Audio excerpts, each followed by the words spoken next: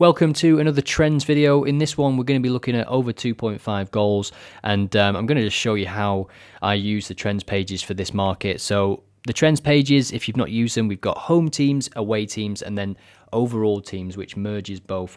I'll start with the home teams, and what this will do is, because we're looking at the over 2.5 goals page, for this, it's going to rank all the teams by the number of games that saw 3 or more goals. So that could be goals scored, it could be goals conceded. It doesn't really matter because all we care about for this example is that there was 3 or more goals. So starting with the home teams, we can see that there is 9 out of 10 that have a 100% record. It's actually the same for the away teams on the other side. 9 of the top 10 teams are 100%. And there is a few parameters for this. So one, all of the teams you see on any trends page, they must have played 5 or more games at home and away. So you're looking at about 10 or more games. It improves the quality of the games that you see on the trends page. It's an intentional thing. Anything can happen in the first couple of games of the season, even the first 4 or 5 games of the season.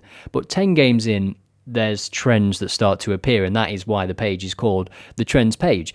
So for the home teams, let's just look at the top team, Parma, and once we click into the game, we can see that it is Serie A women, so it's Parma against Como, 3.86 goals on average when they play at home. They are conceding the majority of those because you can see underneath that they've scored just 1.14. So if I scroll down to the bottom, we can see that they've conceded 2 or more goals in 86% of games. So they are a leaky team, but they have scored in 71% of games. BTTS has landed in 71% of games for both of these teams. When you're looking at the away team on this quick preview, the stats that you see are the away stats, so their data when they play away from home. So it's home form against away form. When we check the away teams then, again, we've got 9 out of 10 with a 100% record. And you can see in the far right column that you've got the odds as well. And I'll show you this by going back to the home teams because I think that's a bit more visible for you.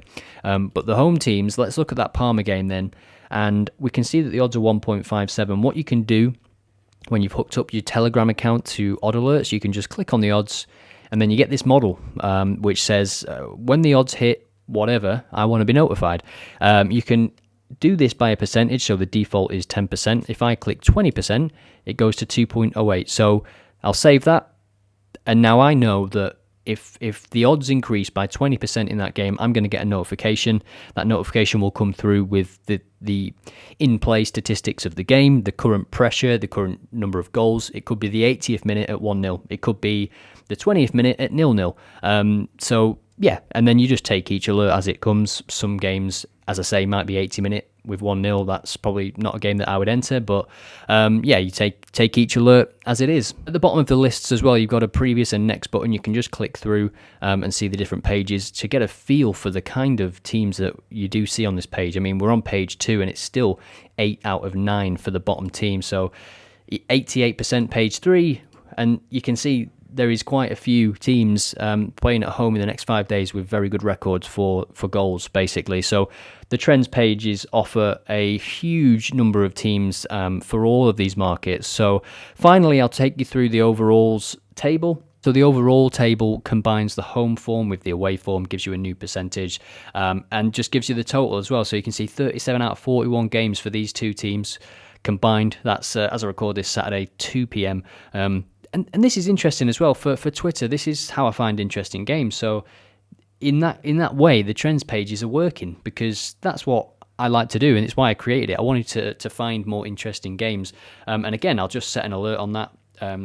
Maybe I can say for this one, 50% increase. Actually, no, you know what? It's 1.25. So if it gets to 1.6, just let me know.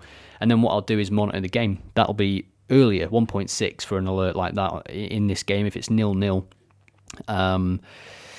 Maybe 15-20 minutes in, I can get that alert, and then I'll go in and check the timings of, maybe how many goals have been scored in the first half for these two teams. Do they score or concede late goals? Is the bet worth it, basically? And I always stress that point. An alert doesn't equal a bet. It should not work like that. It was never intended to work like that. If you look at your alerts and say, well, all these alerts failed, not all of them came true, if you will. That's, you shouldn't look at it like that because every football game is different. There's so much variance. As I was saying before, one alert can get sent in the 5th minute if there's a red card, and another can get sent in the 89th minute or something if it's just so obvious that there's going to be a goal until that moment. It's interesting how different leagues and different markets and different teams and stuff work, and that's something you'll notice with the alerts as well. Once you start to get a few, you see trends and patterns in when these markets become available. BTTS.